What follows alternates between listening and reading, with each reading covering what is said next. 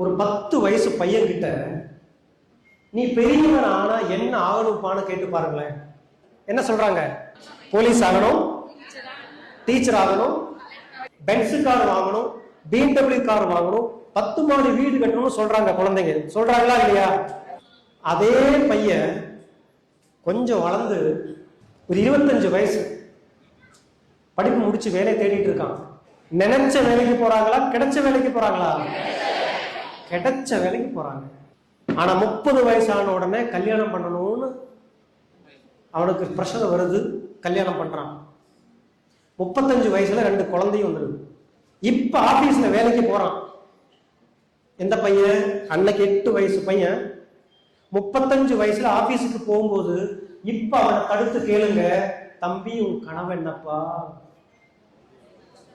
தம்பியா டென்ஷன் ஆகி வேலைக்கு போயிட்டு இருக்க, கனவை பத்தி பேசுங்க. எப்படியாவது வாழ்ந்தா போதுங்கிற நிலைமைக்கு தள்ளப்படுறாங்க.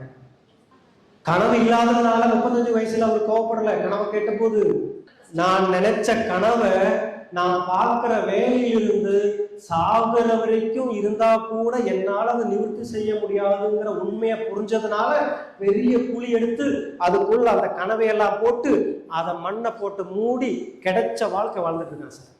ஆனா மைலேஷியல்ங்கிற ஒரு கம்பெனி உங்ககிட்ட என்ன சொல்லுது தெரியுங்களா?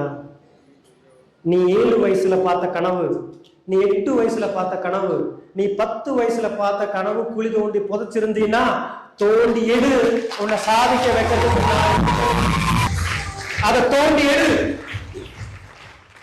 உன்னை அந்த கனவு அடைய வைக்கிறதுக்கு நாங்க இருக்கோம்னு சொல்றோம் மைலேஷ் மார்க்கெட்டிங் கம்பெனி.